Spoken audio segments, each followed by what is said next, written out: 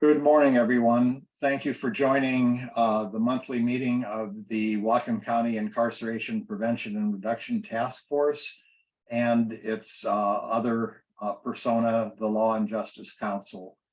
This is the meeting for January 23rd, 2023, our first meeting of the new year. I apologize on behalf of my co-chair, Jack Hovenier, who is out of the country as we speak and won't be joining us, but Jack sends his regards. Before we begin, we acknowledge that we are gathered on the traditional and unceded territory of the Lummi, Nooksack, Samish, and Semiahmoo people who have cared for and tended this land since time immemorial.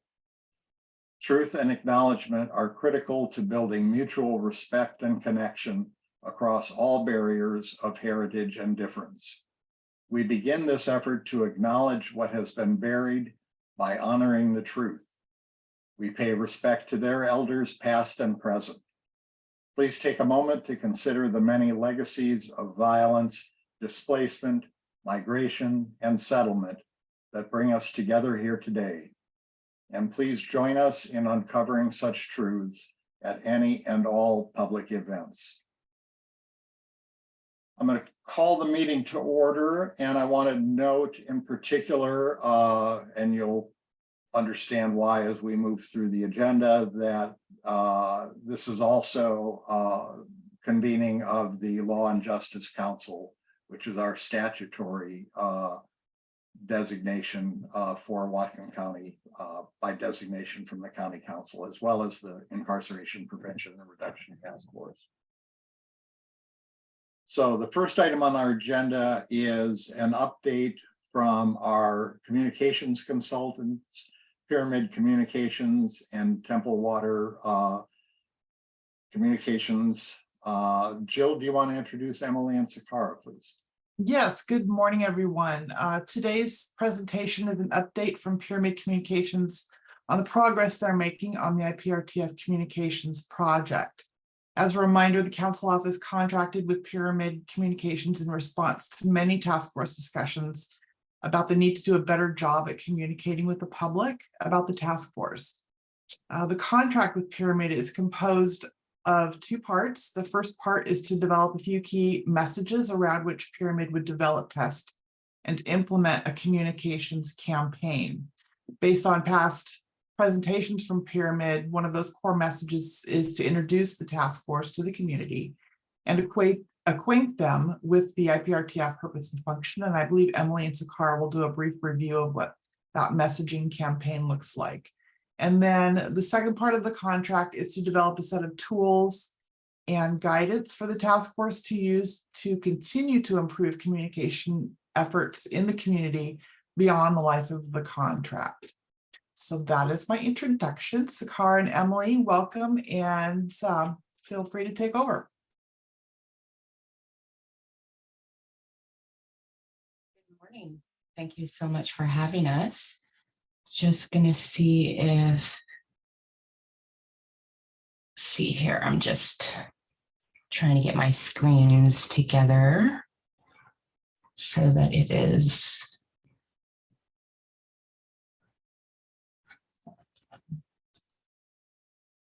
figuring out which link to share. Give me just a second. Emily, do you have any opening words while I fiddle? Sure.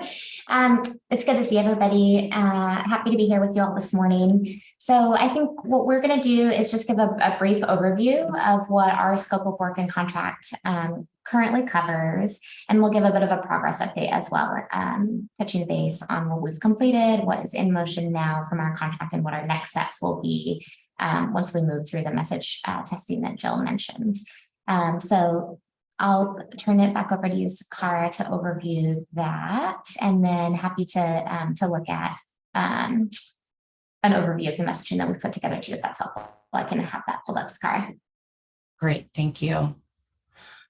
Okay, I think everyone can see the screen now that I'm sharing. So as Emily said, It's been a little bit of time since we've met with you all, and so we thought it would be good to come back in. We've continued to have, a wonderful conversations, and you've been continuing to develop this work with the core team of your leadership.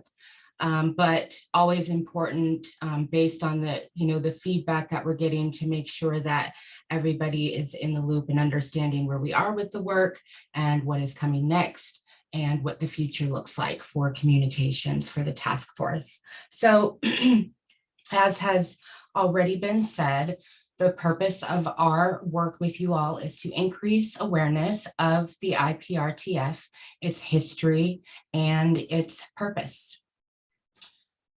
What we have been working on, and we've given a couple presentations on this in the past, is 2 to 4 refined key campaign messages to communicate to target audiences or the community at large regarding the task force initiatives, projects, focus areas, and activities. To provide a detailed campaign strategy for those key messages that can immediately be implemented. A process that helps you to evaluate the success of each communications campaign, including pretty simple but extremely comprehensive data that can be collected and analyzed and used to adjust your communications efforts as you move forward. Written or in-person communications training, I think we'll be doing that right here in a Zoom setting for IPRTF members and staff to implement routinely and when future achievements and initiatives arise. Communications in this kind of work is an ongoing process, and this is just a launching off point. We'll create a final report on communications framework that includes a needs assessment, a framework for communications moving forward, and templates for ongoing use and adaptation for communications. So where we are right now in the scope of work, and this is just overview, the contractual deliverables that we've concluded so far are the work plan and timeline, vision and goal setting summary, messaging priorities, which we worked with you all on, the overarching narrative messaging. We did 3 rounds of that messaging and brought some of that to you all, resulting in great conversation and feedback from you all that we implemented into that final overarching narrative. A narrative and messaging framework, audience and power mapping, and a framework for communications.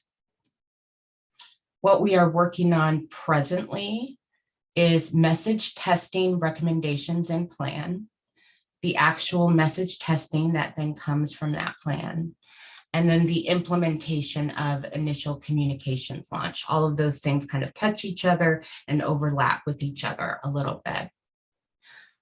Once we have gotten into and completed that scope of work, our upcoming deliverables are the needs assessment, which will include recommendations for additional efforts or improvements to existing efforts in routine communications. We hope to help you get into a manageable cadence of communications.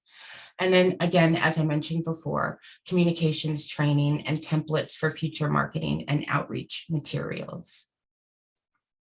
And we'll have time to discuss and go back over this document for questions and feedback.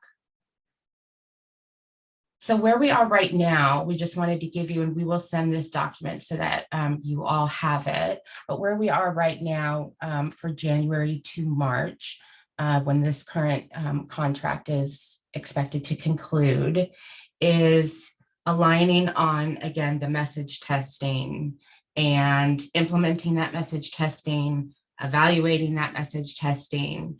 There's quite a bit of sequencing and work that goes into all of those things before we jump to getting into what the needs assessment is for your overall communications in general, and then support for you all taking on this work and going forward. So what you can just see there is just kind of a representation of what we are expecting these next couple of weeks to look like. And then finally,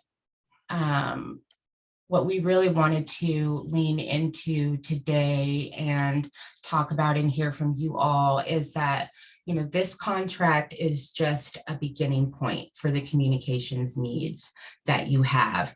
Communications is a living organism. It's an ongoing process.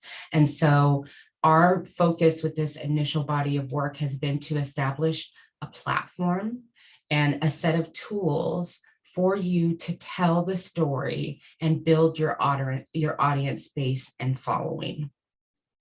Telling the story of the IPRTF's work and building community support for the path forward is the ongoing work that should follow. And so our goals with delivering of kind of templatized materials and plan and training is to support you in being able to move forward with ongoing storytelling and community engagement work. And that could include deeper message testing, continued development of the IPRTF's primary storytelling tools and platform, whether it's a website, social media presence, email, community conversations, and so forth. How you're reaching out to communities based on language is something that we haven't even yet scratched the surface on, and it's just another example. Future and subsequent messaging development and implementation across the channels, most notably including the further development of your media presence.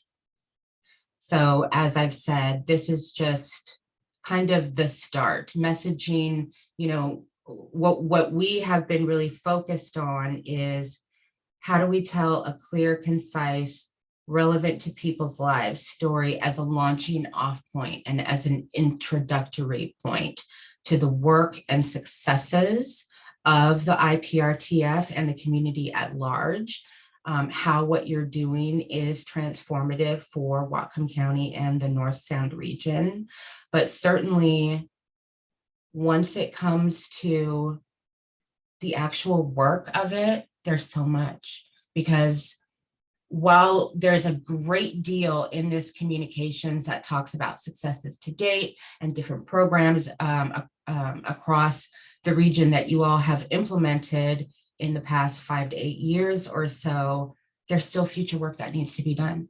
There's still challenges that you all are keenly aware of that you want to be able to communicate to the public so that they understand them and can support the solutions that you all are developing, proposing, and implementing.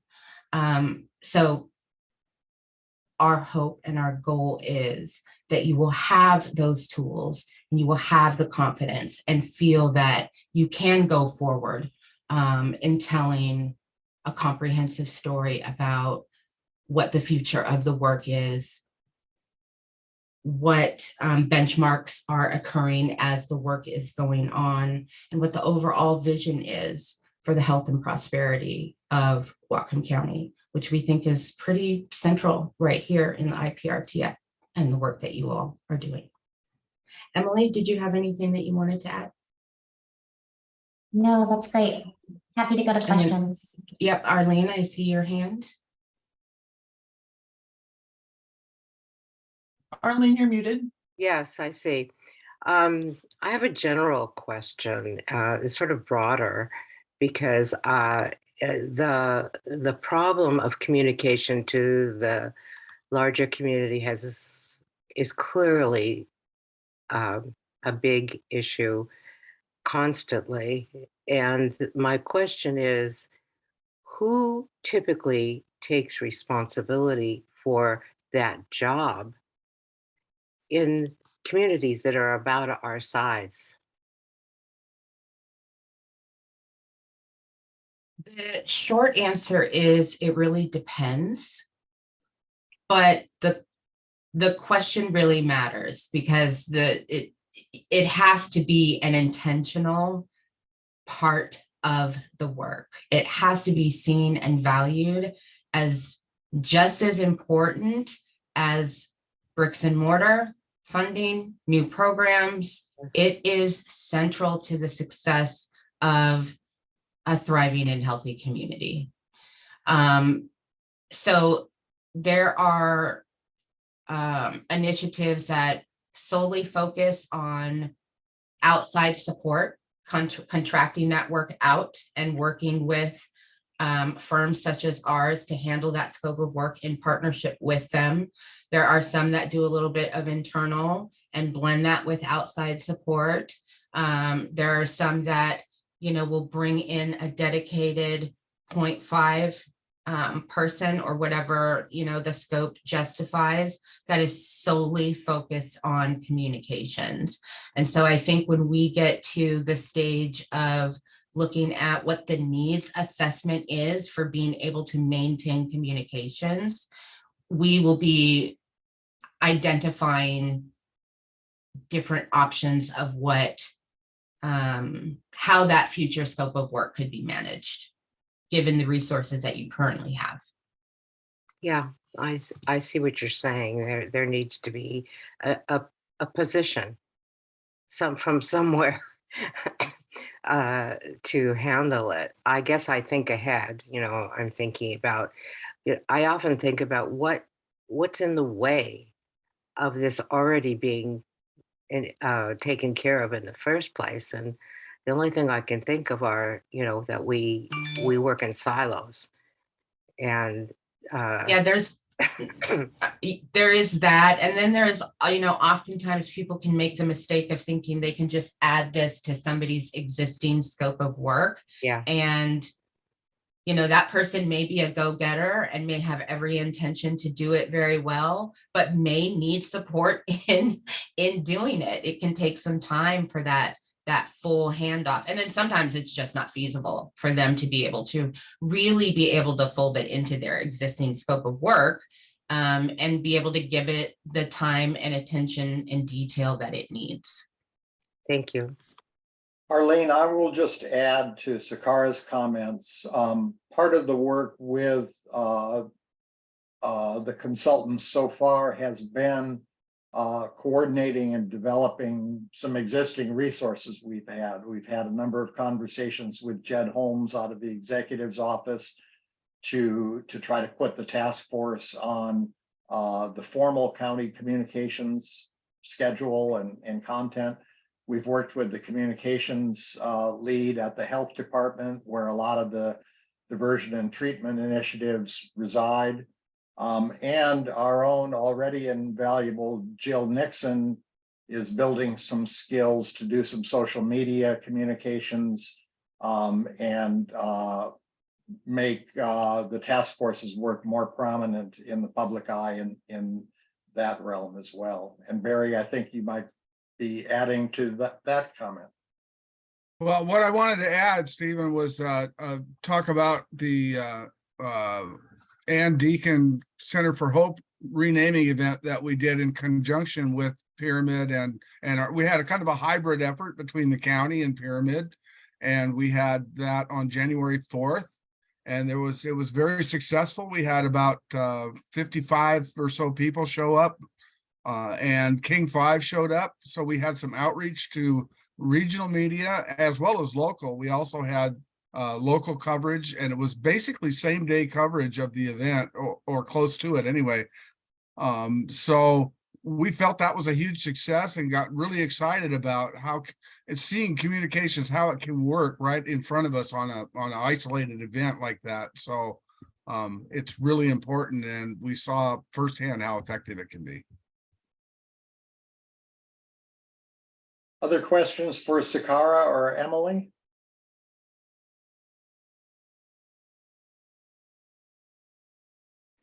Okay. Thank you both for the work If you've I done. could, Stephen, Pardon me? if I have one more, Oh, just one more ad. Yeah. I'm sorry. One Go of ahead. the things that I think would be helpful, and folks could either shout it out now or think about it and filter it through Jill back to us, but we would love to hear from folks what is most helpful to have in a communications training from us. which we anticipate we'll be giving next month. And so, of course, we'll work with your folks on the scheduling, so as many folks as you deem can attend. But we don't want to just guess. We want to hear from you. What is the most helpful to go over, so that you all feel you're getting the most out of that time. Trainings can miss the mark, and we don't want to do that. We want to make sure that we're covering the topics as well as having the materials that you'll keep going forward. Arlene. I want you to inspire us.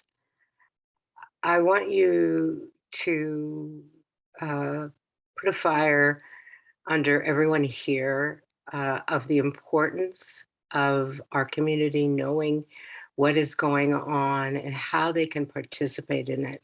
Because I don't see how a democratic system can be effective without the participation and understanding of the people in the community. And I think we've been very lacking in that way. Well, I will do my best to inspire. And I will just say right now, as I've said in the past, what you all are doing is incredibly inspiring. It's incredibly inspiring just on the general principle of it's the moral thing to do for a just and healthy society. It's inspiring for this state that it's coming out of Whatcom County. I think that is immensely powerful. I think people have a lot of perception of what it means to live and be in the various curves and corners of this state. So I think it is extremely powerful.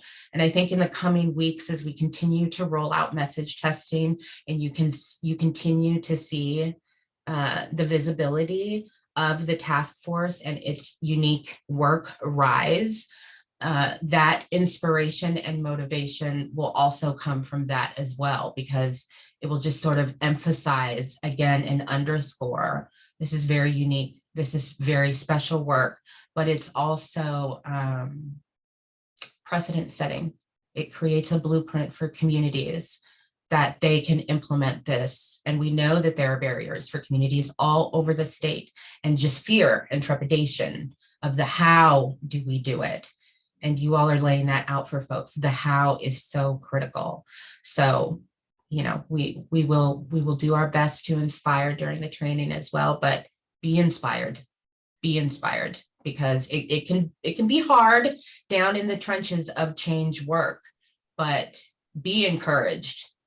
Have heart, because this work is deeply, deeply impactful for the state of Washington. Thanks so much, All right. Sakara. Thank you Appreciate all. your presentation and look forward to the development of the training. And I'll just say in front of the whole group how productive and pleasant it's been to work with professionals like Sakara and Emily on this. And I think it really is a big step for the task force, which we've talked about for quite a while. I think this is great progress for us. Thanks to you two, and we'll see you next meeting. Thank you very Thanks so much. Take care. Bye-bye.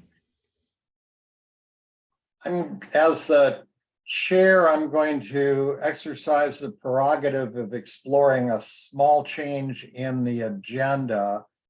Dave Reynolds, Superior Court Administrator, is with us, ready to report on the Pretrial Services Unit and risk assessment work going on. Dave has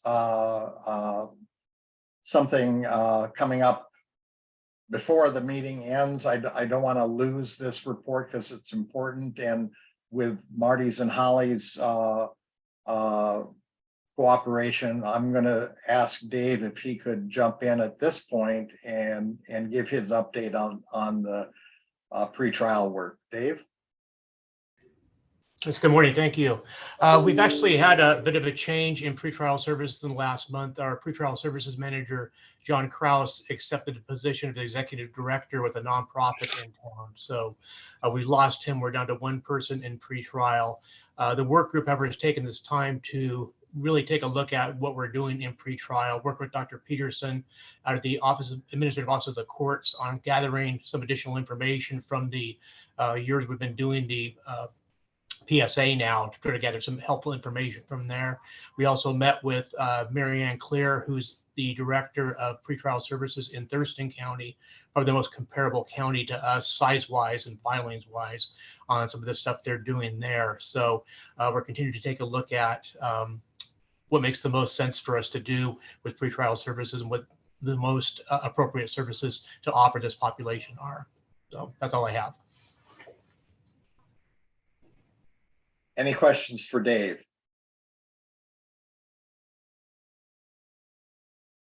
Thank you, Dave. So a little bit of a switch, more 2 steps forward, 1 step back with pretrial services, but the work continues despite a couple of bends in the road. Okay. Back to the order of the agenda. The Justice Project Needs Assessment Final Report. We're bringing this to you. You've been following this through reports that Councilmember Buchanan has given for quite a number of months. This month marks the 1-year anniversary of the Stakeholder Advisory Committee, ably led and facilitated by Holly O'Neill and Marty Solomon. Barry, do you want to take over the introduction here? Yeah, sure will, Stephen. Thank you. It is hard to believe it's been a year, but it's easy to believe it's been a year at the same time. So there's been a lot of work gone in. Actually, the Stakeholder Advisory Committee is 3 years old. It was formed in 2019, well, 4 years old, but it had a hiatus, of course, during the two big years of COVID. So we're here today to we brought this thing to fruition, and the final report was reviewed last Thursday at what was originally scheduled to be our last meeting. Luckily, we put another meeting on the books in pencil, but we had an amendment process that we went through on the report last week, and we did not get through all the amendments. There was too many folks on the committee that could not stay for any length of time to get the work completed. So we had to kind of hold that over until this coming Thursday. So what you're going to see today, Marty is going to take you through kind of a presentation on the report, and she's going to talk about some of those amendments that were passed and some of the ones that have come as a result of our last call. We did a last call and we got the final amendments in on Friday at 5 p.m. So they worked all weekend to get things together for us today. So I really appreciate your work, Holly and Marty, and I will turn it over to Marty. Good morning, everybody. Let's share screen. Are you seeing the slideshow? Hopefully. All right. So I'm going to, let's see, I gotta get my arrows on the right one here. I am going to talk quickly about the poll results that that you and the other SAC members participated in. And then I'll talk about the amendments, like Barry said, and a quick little overview of next steps. So we have, as you know, a lot of polls. I've been here before presenting poll results. Right now, I'm going to give you a high-level overview of the results from the Vision, Values, and Goals poll and the Needs and Recommendations poll. And then, again, I'll go into the amendments. So first, the Vision, Values, and Goals. And thank you, as usual, for participating in this. 20 IPRTF members, 14 who serve on both the SAC and the IPRTF. And that's 77% response rate for the IPRTF. What I did was took all of the questions asked the same basic thing, which is how much do you support the statement on a 5-point scale from strongly agree to strongly oppose.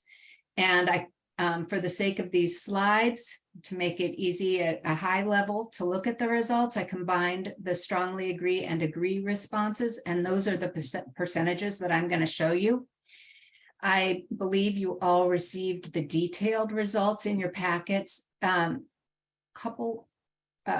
would have come a couple of weeks ago, and they are all online as well if you wanted to look at any of the details for any of the questions. That's where they are. The vision statement got 97% support, and we're of course very pleased about that. The values statements, there are 7 values statements, and the support for those ranged from 95 to 100%. The goals statements, as I think you know, we have 3 different categories in this needs assessment. We talk about systems, services, and facilities. And so with the goals statements, the support ranged for systems goals. It ranged from 92 to 100% support. 80 for the services goals, the range was 86 to 100%, and the facilities goals 89 to 97%. So all very high levels of support, and again, I'm feeling great about how that iterative process has gone to bring us to this point where we see that people are in general agreement with these statements. I also just want to note that, you know, we have gone through this iterative process. We have a very diverse SAC, as those of you who sit on there know. And I feel like the statements, as we've tried to come to statements that everybody or almost everybody can support or strongly support, I don't feel the statements have been watered down. You know, I still feel like they still have a lot of power. They still have express a strong vision and goals that I think are really also look toward the future in a good way. And I feel like I just wanted to say that I think the iterative process didn't lead to kind of a mushy middle. It feels like it has impact. These statements have impact. I'll move on and talk about the needs and recommendations now. So there are a lot of them, as you know. I'll first just say that we had 73% response rate for the IPRTF, 79 for the SAC on the poll. And this slide shows on the top row, support for the needs. And then the bottom row is support for the recommendations to address those needs.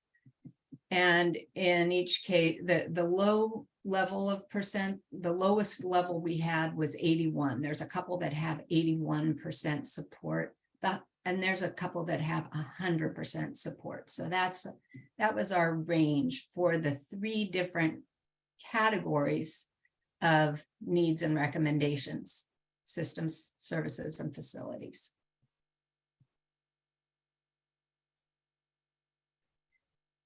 So on January 19th, or prior to January 19th, everybody had a chance to review the report and the needs and we focused in on the needs and recommendations, vision, values, and goals specifically, and asked for if there were any amendments that need to be made and to have those brought forward. 6 amendments were offered by SAC members before the meeting. And we worked on those and just checking in with subject matter experts and refining them. And I will say that really, as many of you in this group can attest, every word in these needs and recommendations has required a huge amount of work.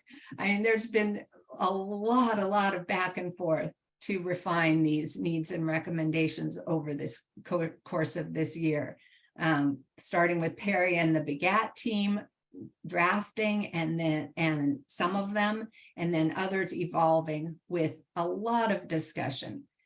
And so even at this point, there were still some words that people wanted to finesse, something that didn't seem just right.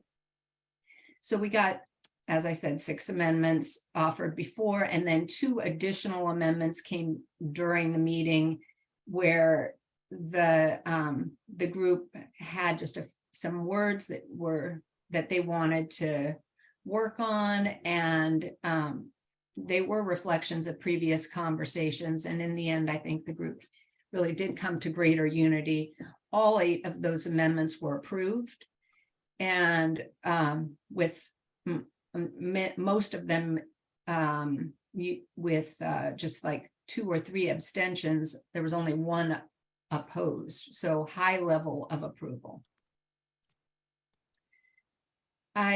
We sent out a chart so that before the meeting, I think it went to you on Thursday night or Friday, and it had the approved amendments noted. Oh no, it went out Friday evening.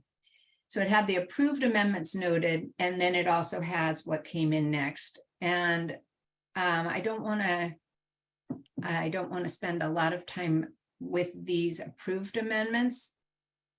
They are done, and I hope you've had a chance to look at them.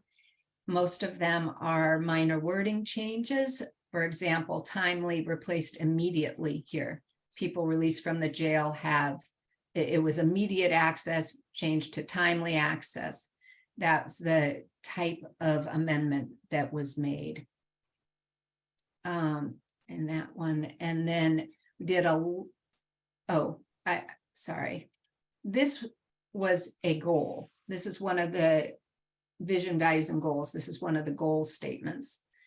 And then I'm moving now into the needs and recommendations. And we spent a lot of time on A4.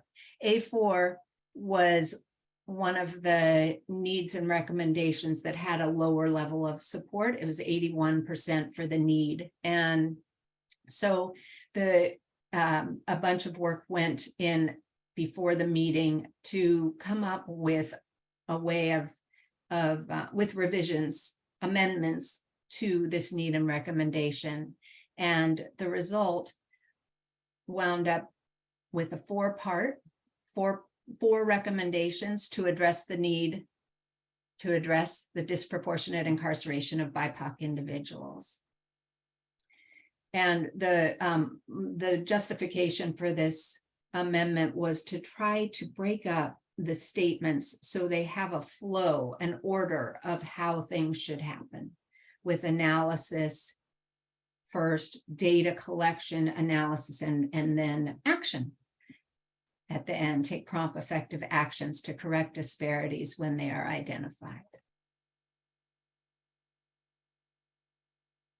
These were 2 smaller wording changes that happened to C1 and C3. And here we are. We have the meeting on Thursday that Barry mentioned, and we received amendments from 5 people on Friday. And those were then sent out to you.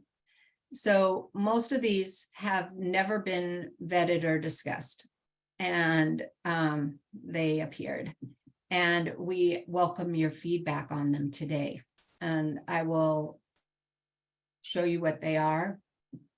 This A1 recommendation 2 involves this is a change that is to take out the qualification of eligible low-level felony, people charged with low-level felonies, from this statement and make it more general, so that the exploration and development of alternatives to inpatient competency restoration would be would be done for all individuals, all as deemed eligible by the court, rather than specifically low-level felonies. That's what that. And Maya, are you wanting to ask or comment on this one? My comment would be that, for instance, with a prosecutor competency diversion program, the court would not be involved in determining who would participate in that. So I think this is, I understand the desire to broaden it, and I can appreciate that, but I think the language deemed eligible by the court isn't exactly on point either.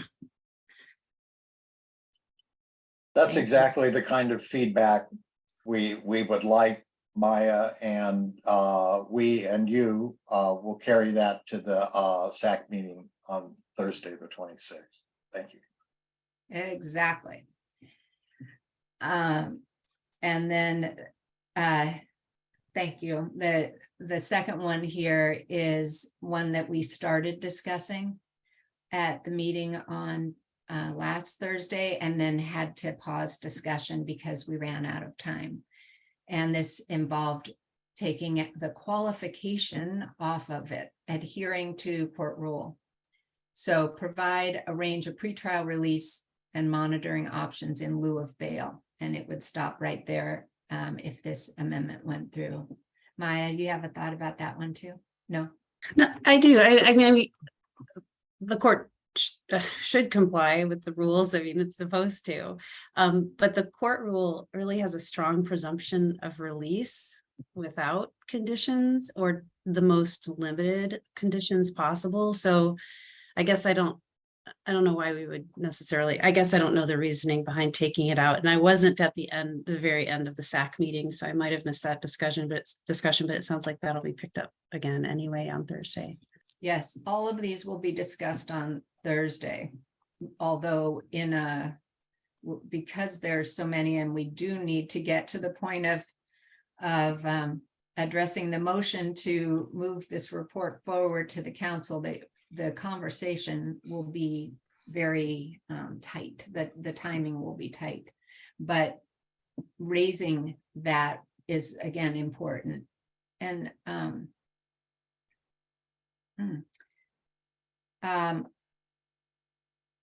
I know that, well, you all will be able to talk about this, but we do want to provide written feedback to the SAC before the meeting, and the feedback that you're providing today is we will share before the meeting, so they will have that. Raylene and Holly both had comments. Raylene? Thank you. I concur with Maya on her thoughts. I do believe adhering to the court rule should be left in. Thank you. Thanks, Raylene. Holly? Yeah, Marty, I know we have quite a few. Do you want people to give comments as you go? So like taking each slide and get the comments now, or do you want to get all the way through? Well, maybe I should just get all the way through, and then we can open it up. Stephen can decide how much time there is, because I do want to show you the others. So thanks. Right. Can I just also say for Maya and Raylene, if you can, when we come back to it, if you can tell us why you think that, and if you have any alternate recommendations, that would be super helpful. So thanks. All right. So then we got two new additions. One is to C1 is the need for a new jail. It just says a new jail that is, and then there are a lot of criteria that the SAC has developed over time. And this person wanted an additional bullet added to that list of criteria, and it would be size to assure booking restrictions in the county and its cities will not occur. The second one on this slide is a new recommendation, and it's to select, it's about citing the jail. a jail, select a location for the jail with due consideration to the comparative importance assigned to proximity to various resources and services. That's referring to the report, to work the SAC did to rank the importance of various, which services should be close to the jail. And like a bus line and the court and public defender's office were given high rating. Other resources were given lower ratings. And that's in the needs assessment. And this person wanted those results to be considered in deciding a location for a jail. B2, this B2 exists, and the current recommendation is there's one recommendation to ensure stable funding to enable expansion of programs that have proven to be effective in diverting people from incarceration. This person wanted to replace that with 3 recommendations. And this followed the model of what happened with A4 that I showed you previously about addressing disproportionate incarceration of BIPOC individuals. So there's that one.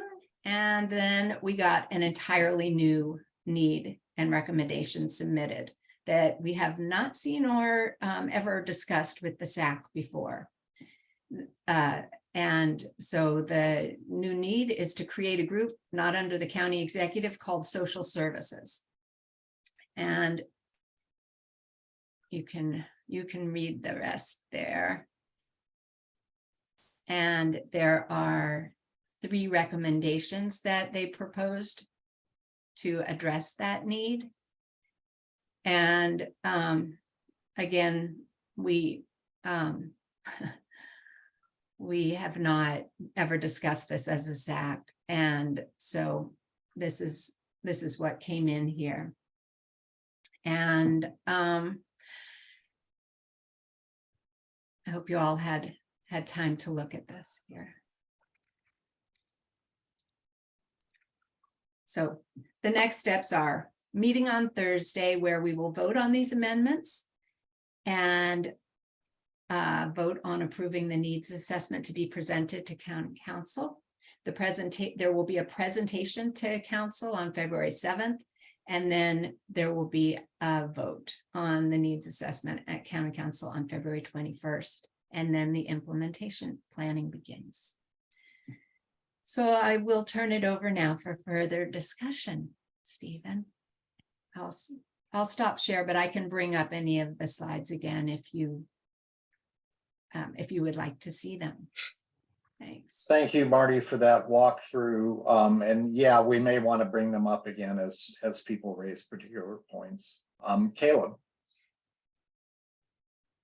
Thank you. So one of the ones that I saw when I was going through in the initial poll was there were a couple of places where we used disproportionality or disproportionate, and there were a couple of places where we used disparities. But I think that adherence to the fact that there may be both, I think is probably appropriate. So it seems as though, and I'm not sure this is the case, but it seems as though we're using disproportionality or disparity interchangeably, and they're not the same thing. And so I think that there's probably a couple of places where we would need to have both words rather than just one or the other. And the first one that I was looking at, it was in the disproportionate incarceration of BIPOC individuals. That's A4, and it may need to say disparity as well. And then there was another location that was said just disparity, but didn't have disproportionality. Thank you. Caleb, you noted that distinction in a comment you made, I think, at the last meeting, perhaps. Yeah. Could I ask you to go through what this work has been so far and note those places where you think there ought to be a change and what you'd like that change to look like? Well, the work that was done was with Dr. Alexis Harris, and she pointed out that when we're trying to figure out for incarceration rates, there are two discussion points. There may be disparities, meaning that people are treated differently, and then there may be disproportionalities, meaning that there are higher numbers or differing numbers that are not consistent with the base population. And those aren't the same thing, but it's important to recognize that there may be both, or it could be one or the other, but we've got to understand what the root is rather than just assuming that there's a disproportionality or a disparity. And I agree with you. What I was asking was whether you would do us the favor of putting in writing where you think those changes would add to the clarity and the accuracy of the work. Will do. Thank you. Raylene. Thank you. If we go back to adhering to court rules on the one that Maya and I pointed out earlier, courts can be busy and stressful. It's important to ensure everyone gets a fair hearing. And it also ensures there's context for the actual rules, and it's a reference for the layperson. I think taking it out doesn't actually show that where we're getting these things from, and that we are trying to treat everybody equal and fair. And I think it's important to leave that in there. Thank you, Raylene. And Maya, would you want to expand just a little bit on your comment on that same point? As to rule 3.2? Yeah, I think that's what Holly was hoping for. Marty, could you pop that slide back up? And Raylene, I'm sorry, I should have raised my hand. Raylene, if you could pop the slide back up and just make sure we're all talking on the same item, that would be helpful. Well, I think I kind of said what I needed to say, which is that the rule itself presumes release from incarceration unless there are certain factors that the court has to consider. So I don't I think that that's useful language, and that it comports with sort of the goals of the Incarceration Prevention and Reduction Task Force. I don't think the rule is antithetical to that. I don't really have anything else to add. Okay.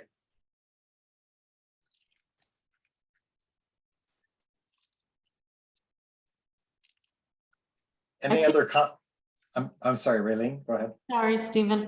I don't know if it's possible when we go into some of this stuff, but sometimes having a hyperlink to these things is beneficial. So when we are putting that rule in there, not everybody wants the entire rule. Not everybody is going to want to go and read that entire rule. But if you have that link there, it sometimes is beneficial. And I think people would be helpful or understand where we're coming from.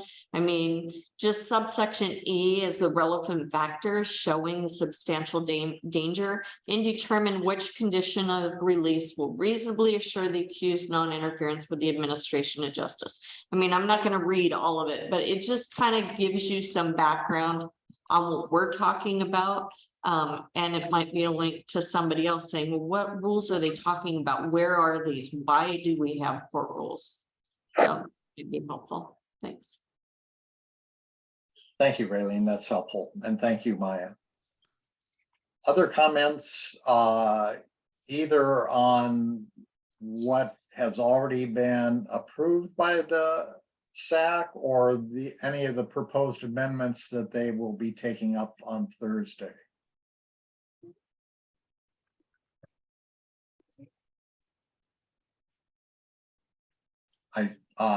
Tyler. I would probably ask more questions about clarity on intent of some of the recommendations, then be able to kind of provide input on it without fully understanding some of the recommendations.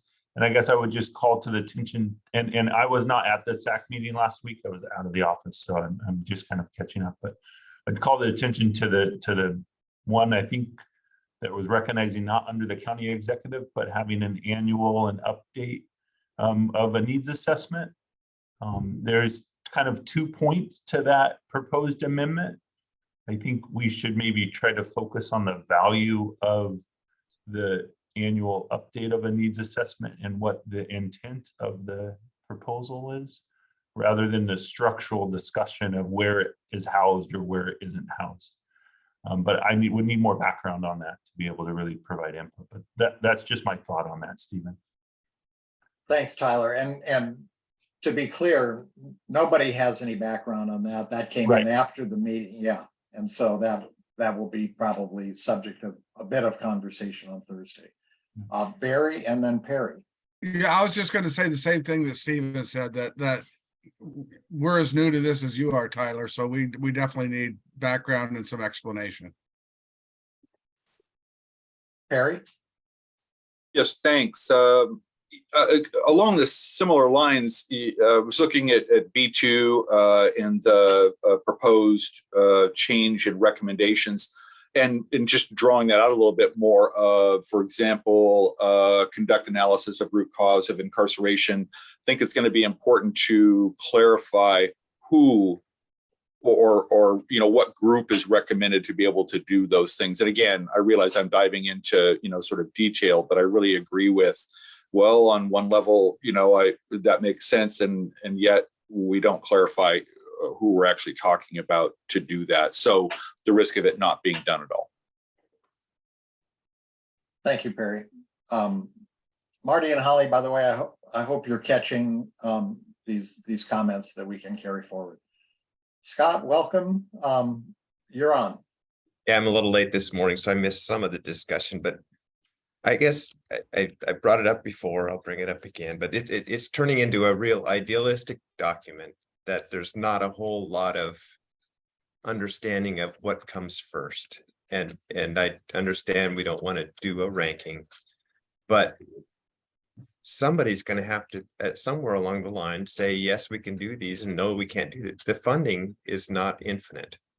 And I know that some don't want to talk about the funding of all this stuff, but it doesn't come from nowhere. And it would be nice to know which ones are the highest priority and which ones we can do first.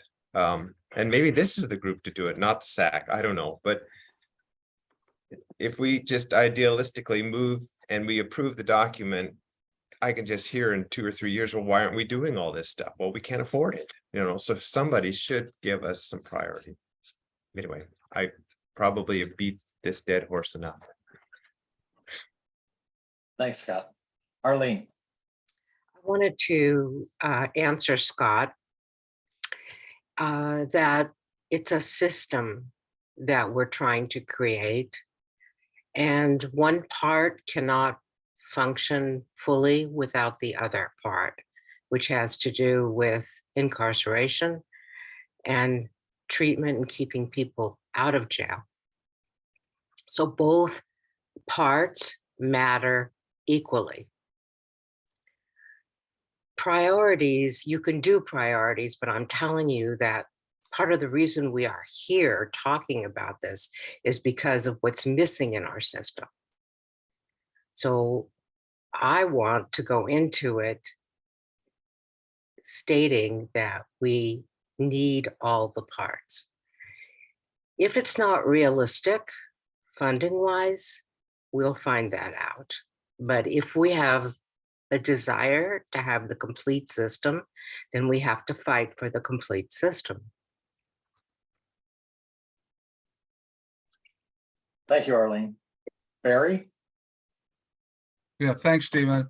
Another thing, Scott, I think what you're looking for is some of the pragmatic things around determining, the costs and how they're going to be applied to whatnot. And I understand what you're saying. And that's where the implementation plan is going to come in. And that's something that we're going to outline for the council tomorrow. It's just in its development phase, but I've been working with Deputy Executive Schroeder, and the planning team as it exists for the SAC is helping with that too. But we're working on convening some workshops and some groups to start determining those things, because you're right, you can't just go into this blind.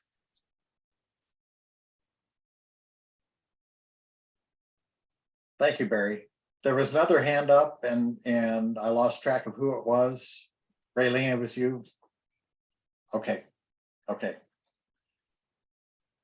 So I just want to underscore the point we're at and the importance of the point we're at. On Thursday, the SAC will be having an extra final meeting at which it will act on the proposed amendments Marty showed you and make a vote on forwarding a final draft needs assessment and recommendations report to the county council. That will be delivered and presented at a February 7th committee of the whole meeting and acted on February 21st. Our hope is, since we've worked so closely over this past year as a task force, to inform and support the SAC's work, that this body, not as the task force primarily, but in its guise as the Law and Justice Council, will express an opinion. My hope would be endorsing the SAC report to the council. So that is the decision point we're at this moment. And I would ask if there are any motions in regard to Law and Justice Council position on the SAC's work. Barry, I see your hand. So first of all, Jill, do we have a quorum? We do have a quorum. We do have a quorum. Okay, so we can proceed with the motion. So I'm going to preface that my motion just with a little bit of understanding how this is a kind of a bit of a leap of faith that we're going to ask in this motion. But we've also knowing that many of you are on the SAC as well and will be there on Thursday to carry forth some of your concerns over some of these additional amendments that have been proposed. So what we're going to ask for, and I'm going to see if I can find my motion somewhere. I wrote it down. I would move that the task force endorse the Justice Project Needs Assessment Report as ultimately approved by the Stakeholder Advisory Committee. So that presumes we don't know what is ultimately approved, but we are in favor of any version of what it might approve based on what we know. Yes, and it's unfortunate that we got to this, but our schedule was so tight and we had so many different moving parts with our other consultant we had with communications, and it all played a factor into how we scheduled things out. And we just had it so tight that the task force meeting was today and the council meetings in 2 weeks. So that's the motion on the floor. Anyway, would love to get a second. Is there a second for Barry's motion? I'll second it to get the discussion going because I want to hear the discussion. Thank you, Scott. Okay, so we are at the point of discussing the motion to endorse the final SAC report as ultimately passed by the SAC. Any comments or discussion? Chief Tank. So if I understand this correctly, the motion is for this body to approve the recommendations from SAC. However, we don't know exactly what those recommendations might be. We only have an idea. We have seen the bulk of the work that the SAC has already approved. There are a few of these additional late arriving proposed amendments that the SAC has not had a chance to act on yet. Correct. So is there any way, and I guess this is a question for Jill, that immediately after the SAC meeting that this body or group can receive that information and take a motion. I don't know the exact rules to get that done here, but I don't feel 100% comfortable with saying that we agree with it without seeing it. Believe me, I'm not even comfortable making the motions. I just wanted to get that option on the table and talk about it. The one thing is we can't do email votes, so that part of the any other plan would be out. We'd have to have a special meeting, which I'm all for as well. After the fact, but I just wanted to get this idea out in the form of a motion. And if we don't think there's any, well, there's been a second, but we could let this die and I could withdraw it. Scott? Well, I'm just thinking to that point, and I got time Friday morning. It probably wouldn't take a half an hour to hopefully, because half of us are going to be involved in the first decision of the SAC, just to meet again and do it when we know what the document says.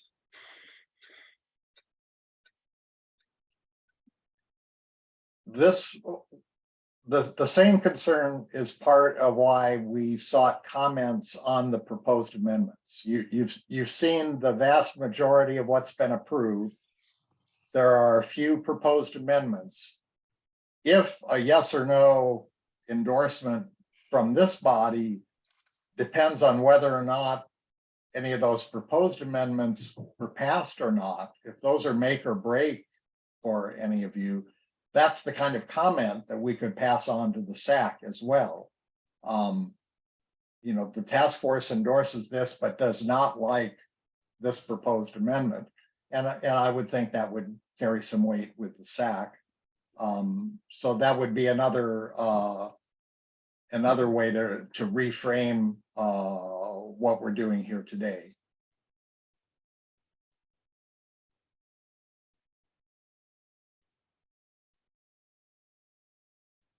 Heather? I have a question. Tell me, so as part of the plan, I guess I'm curious why you need or want a vote today. What is helpful in the process to have a vote from the Incarceration Task Force, and what does that mean to the SAC and to the process and to the community?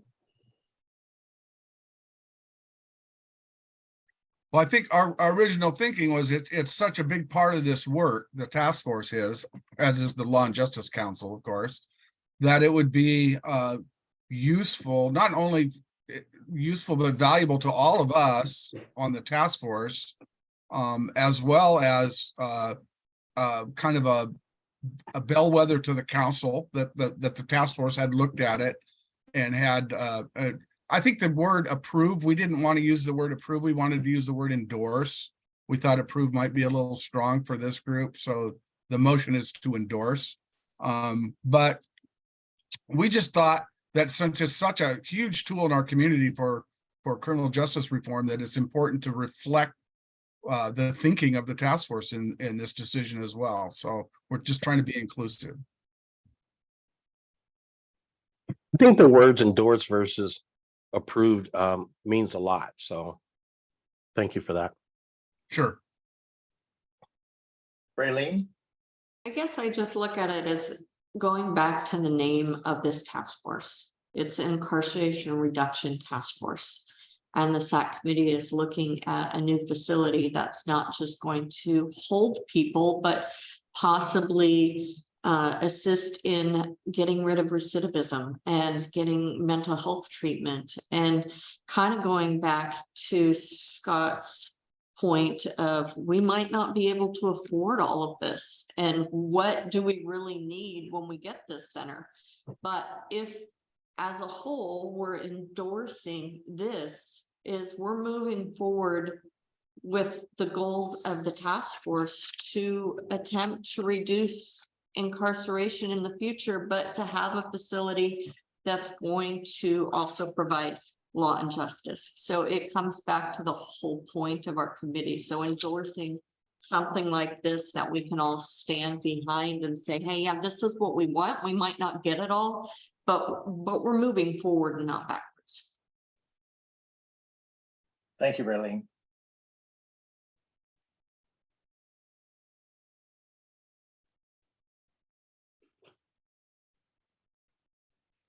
Just to loop back to Scott's earlier question, there are, if there are some procedural hurdles to go through to call a special meeting, which I think is one of the things you were asking about.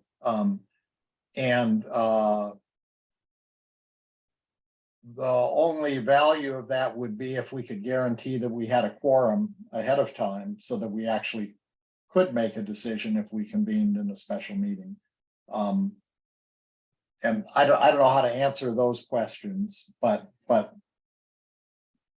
those logistical considerations are part and parcel of a special meeting. It's conceivable we could, and Barry, you'll have to advise me from the council's perspective, that we could hold off on this decision until the task force's February meeting, when we would have the final document that was already presented to the council. I think the council. Stephen, I had a little more thinking on that. The task force meeting for February is right now scheduled for the 27th. But if we held it on the 20th, we would be able to be one day ahead of the council's vote to accept the report. So there's still some really good validity in doing it that way as well. Okay. And then can I step in for just a second? Yes, Sorry. please. February 20th is a holiday. Oh, then there's that. Okay. Yeah. And Scott, I'm going to get to you in a moment, but I also wanted to respond to Heather's question. The planning group for the SAC, which is a large portion of the steering committee for the task force, had a very nice timeline for all of these intersecting discussions and meetings and decisions, both in the task force and in the SAC. And the fact that we couldn't make it through the bulk of the work to approve the final report last meeting caused us to have this additional meeting next week. It would have lined up that you would have had the final report from the SAC to make a decision on today, and that just sort of didn't happen. So we're trying to make the best of a bad situation. Yeah, we had great runways, and then Southwest got involved, and everything blew up. So, and we lost our baggage. And yeah, exactly. Scott, I'm sorry. Thank you for your patience. Yeah, I guess I saw some of the amendments. I mean, there's probably no deal breaker in there for me, because in the end, the report is going to be idealistic or just more idealistic. The other thing I thought about was, can we vote on it? And then if it's just a horrible document, when it's all done, we'll just resend it at our next meeting. I mean, you'd probably not have that happen, but it's one possibility is you could put the proposal out and then jerk it back if it was horrible, which I don't think would happen. I'm just going to say there's probably a majority of the room that regardless of what it says, they want to have the document out there. And the group always has that option to rescind previous action. So yeah. So that would be a way of getting it done today and having your ace in the hole if it was horrible in the end. Chief Tank, how would you feel about having that perspective on a decision today? I think that's a great angle, so I'm all on board. Okay. See, I try to find solutions here. Thank you, Scott. Holly, and then Perry, and then Heather. Yeah, I think another thing to consider is that many of you are also serving on the SAC. And so when we come to Thursday's meeting, if you have major concern, the only thing we're voting on before we vote to approve the final document are those 6 amendments.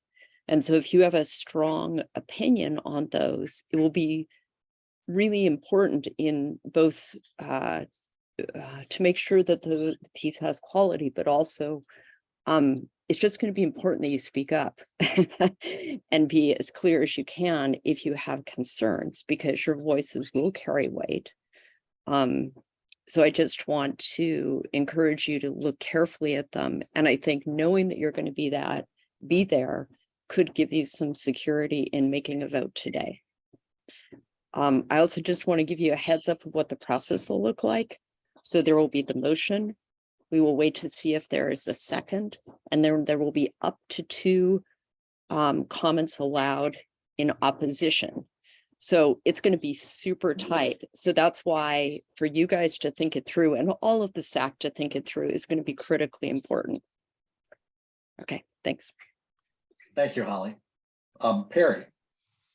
Thanks. Yeah, and I really appreciate Scott's thought process here, just in terms of, balancing that process. I guess I would offer, and maybe you were going here, Stephen, but I do embrace the concept of endorsing and also maybe formally scheduling that review by the task force.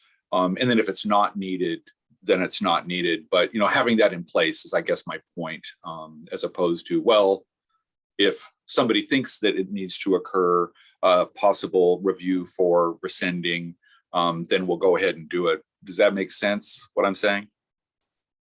So scheduling a special meeting at a time prior to final council acceptance of the report. No, I would say, no, I don't think we would do that. I think we would just make an agenda item at our normal February meeting, because what Perry's saying may not even happen. It's just going to be a placeholder, and we could just have a spot for a report update. And if we have something we have to bring as a rescinding, we will. But like he said, we probably won't. Correct. That's it. That is what I was thinking, that it's like, well, as long as that is on, the schedule at whatever point in time, to have that discussion. And then if it's not needed, hopefully it won't be, but if it's not needed, then it's unnecessary. And I think in that regular February meeting is actually fine. Okay. Thanks for clarifying that, Perry. And Heather, your hand was up a few moments ago.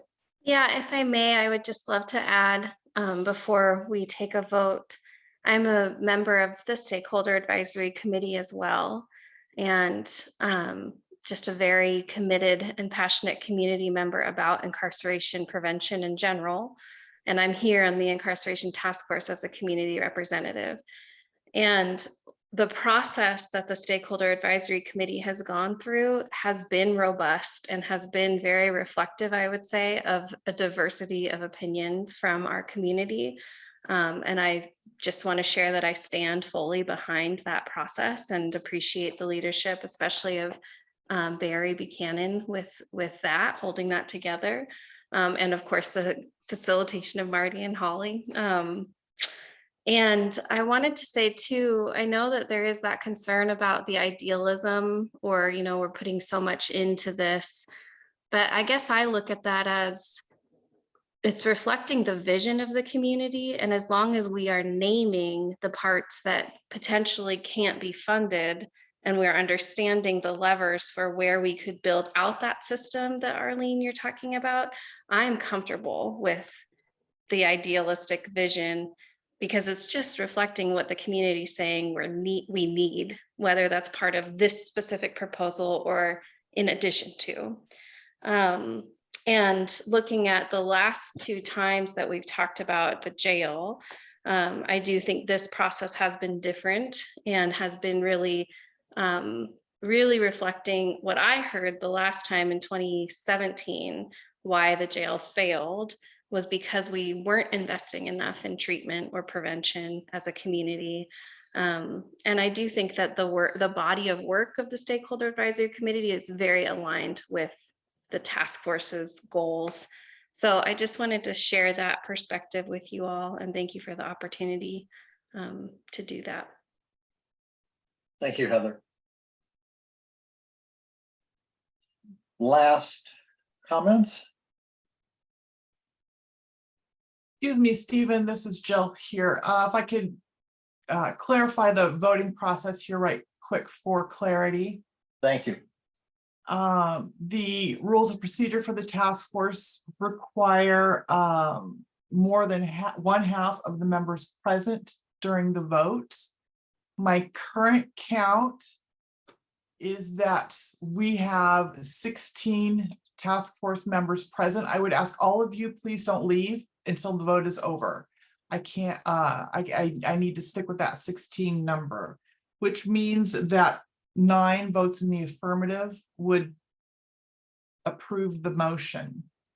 When Stephen calls for votes, I'm going to ask everyone to select your raise hand icon.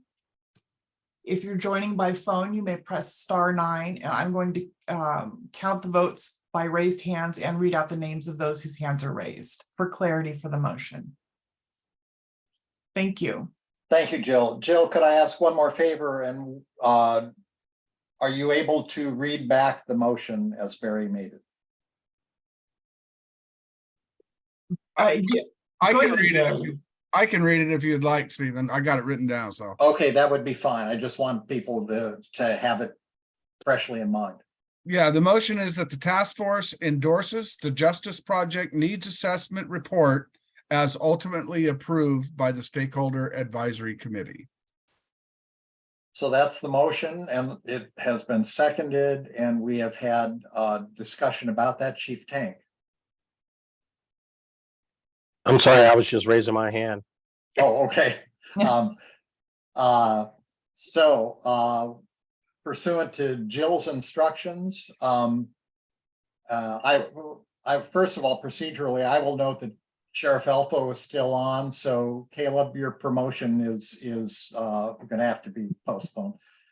I will ask for all those in favor of the motion as submitted by Councilmember Buchanan, raise your hand on your screen.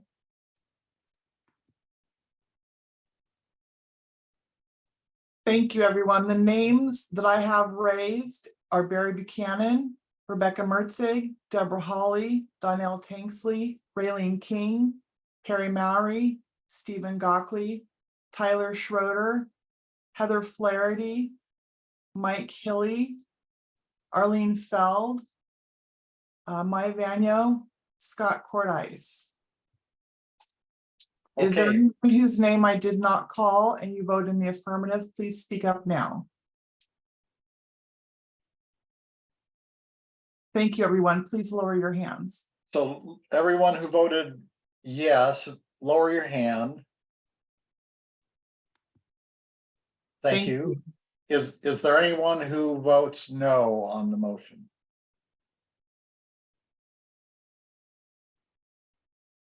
And no hands are raised. And are there any abstentions?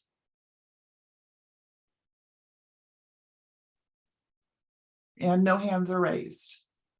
Thank you all. Thank you all for this really awesome support. We really appreciate it. Yeah, just really appreciate all the work that y'all do, and we won't ruin this thing on Thursday, okay? I'll echo Heather's appreciation of Barry's leadership on this, and really want to send deep bows to Holly and Marty for helping us navigate the year's process. And hopefully we will wrap this up on Thursday in the SAC meeting, to which you all are either expected to attend or are invited to attend if you're not a SAC member. Caleb, I see your hand up. I just wanted to point out the sheriff may have stepped away from his desk, even though he shows still here. So, okay.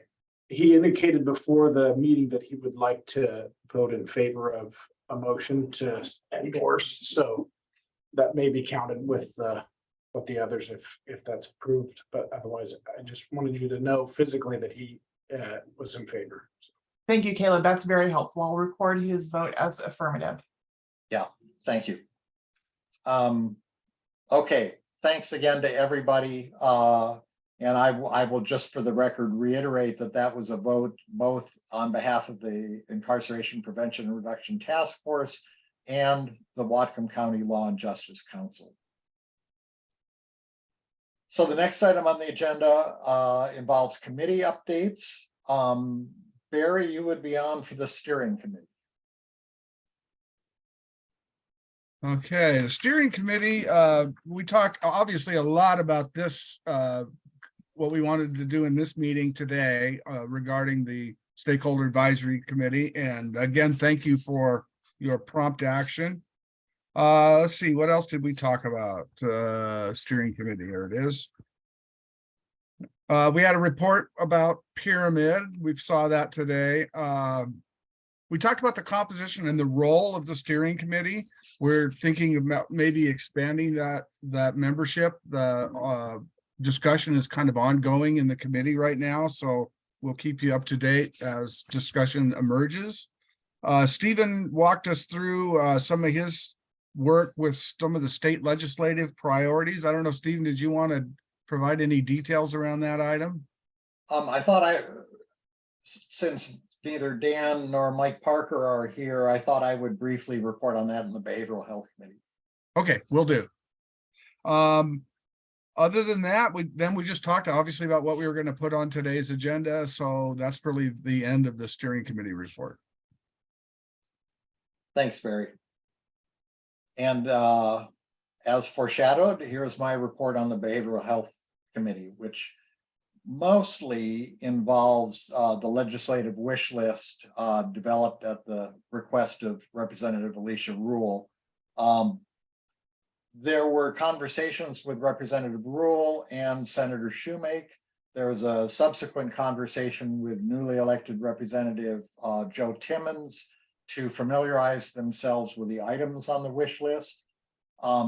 Perry Mowry and perhaps a contingent of helpers from the health department provided some very useful additional information with some rough estimates of cost and some other considerations involved in the practical aspects of some of those items on the wish list. We are in the process of revising them a little bit and updating them to report back to the legislators.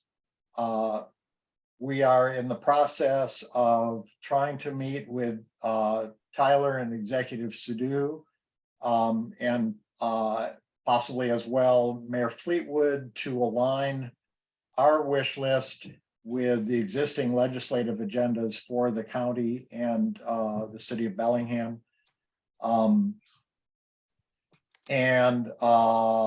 We are inclined to remove the item on the wish list that initially dealt with localizing competency evaluations and competency restoration.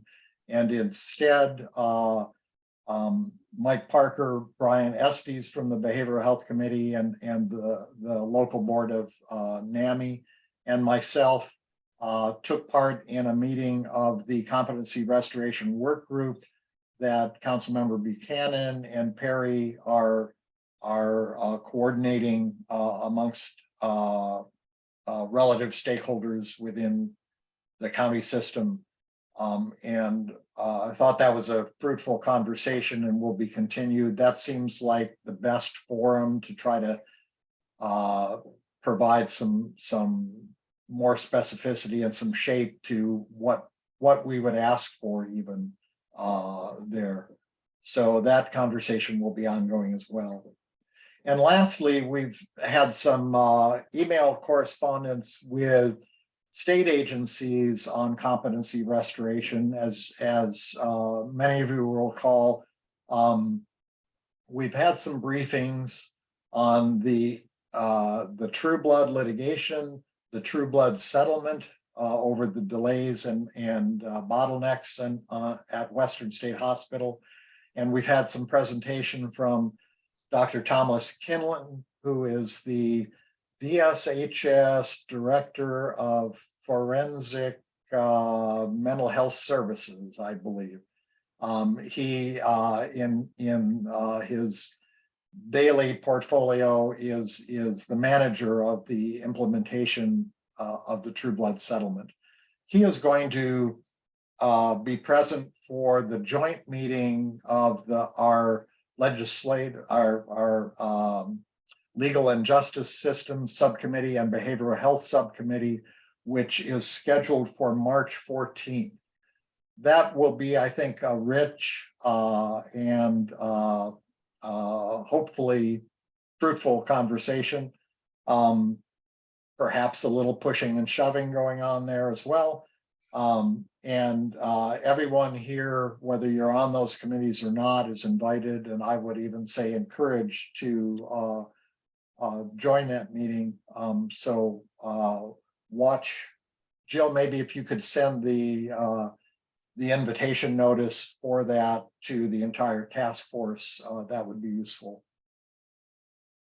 And I think that is the extent of my report for the Behavioral Health Committee. Tyler.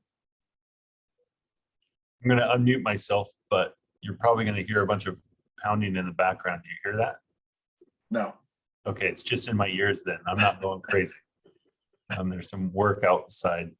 Stephen, I don't know if this is the right time or not, but I have provided Perry just a little background to Olympia conversations on competency restoration and a Senate bill that I think is being proposed by Senator Dingra in regards to identifying counties having some role or maybe even obligation, I don't want to say that yet, on restoration and competency.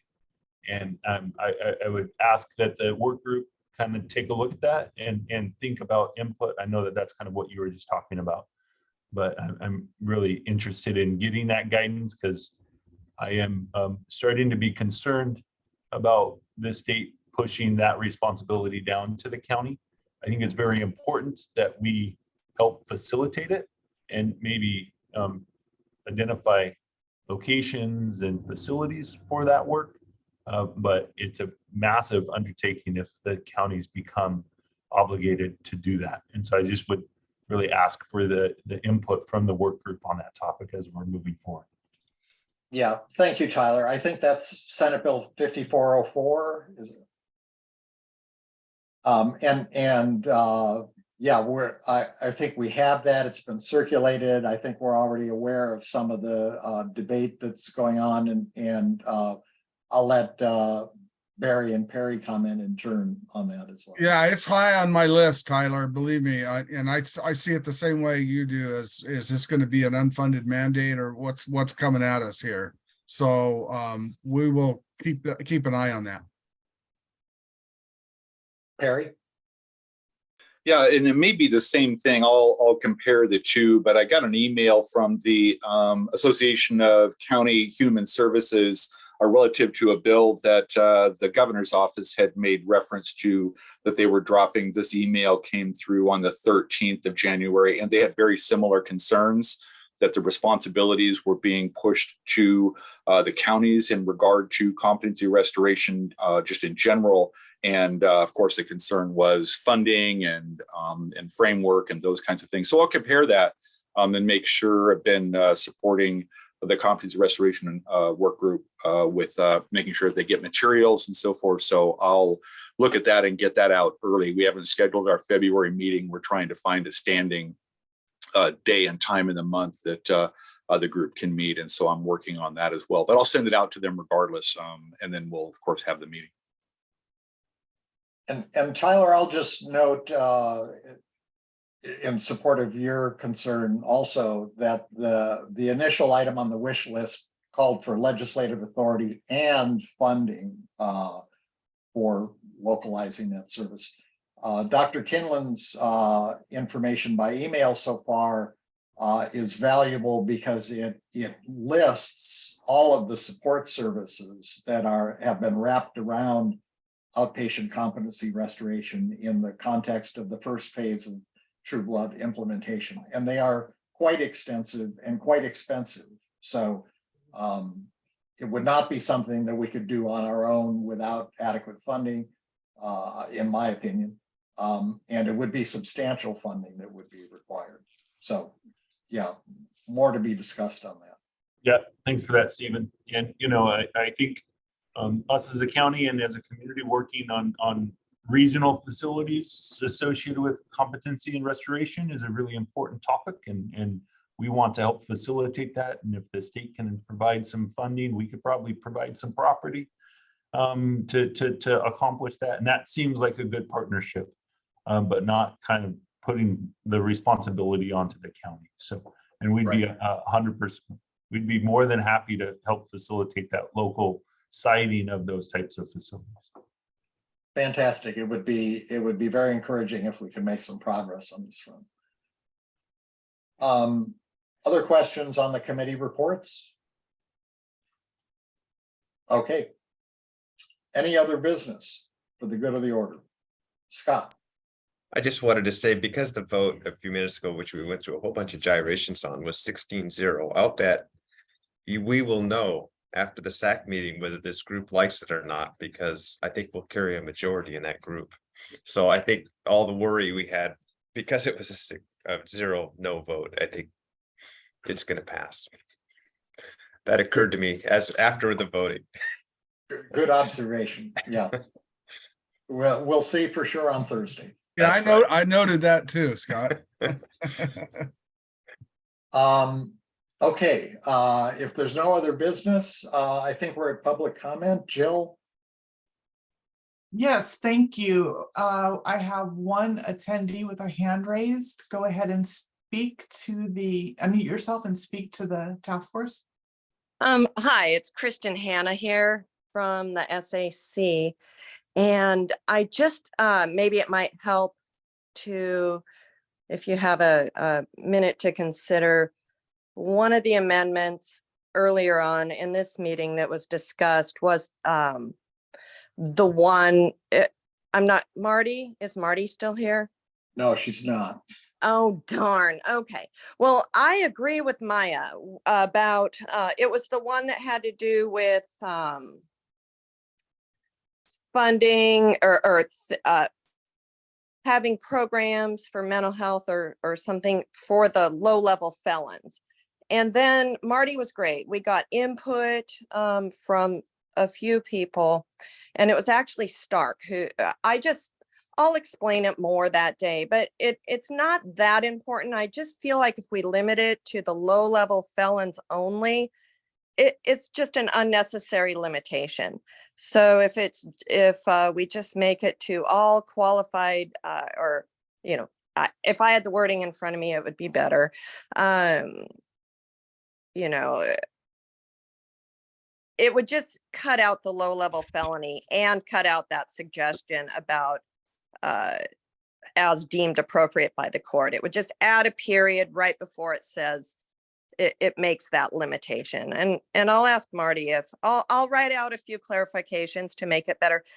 It's not that important. It just seems like it would reflect a more broad recommendation. So anyways, I don't mean to throw a wrench in the process at all with this. I just think it would have less of a limitation. That's all. Maybe open it up to high level misdemeanors. You know, I don't know. It just seemed limiting to me. That's all. Thank you so much for your work. This has been such a great meeting to watch. So just very inspiring all around. I've watched the progress over the past few years, especially, and off and on. And I'm so inspired by the work of this task force. So thank you. Well, thank you, Christian, and thank you for hanging with us today. It's been very entertaining. Thank you. Well, we'll see you for some more entertainment on Thursday. Yeah, that's right. Kristen. And thank you for your sizable role in the SAC. And look forward to your further comments on that particular proposed amendment on Thursday. Yeah, I might just end up withdrawing it if it's going to cause too much. It's not that big of a deal. I just thought that it would improve the flow of it all, and then I changed it when I got more input, and it might have just, it's such a fine little point. It's not that big of a deal to even, I'll see what I could do with Marty there. And maybe, I'm sure Marty will work with you on that. Thanks. Okay. All right. Thank you. Bye-bye. Bye. Any other public comment, Jill? If anyone else would like to speak to the task force, please virtually raise your hand now by pressing the raise hand icon or selecting *9 on your phone. And no more hands are raised. And Stephen, if you could stay after for a minute. I will do that. I see Raylene's hand raised before we adjourn. I just wanted to chat with Jill afterwards. That will be fine. Thank you. Thanks. Okay.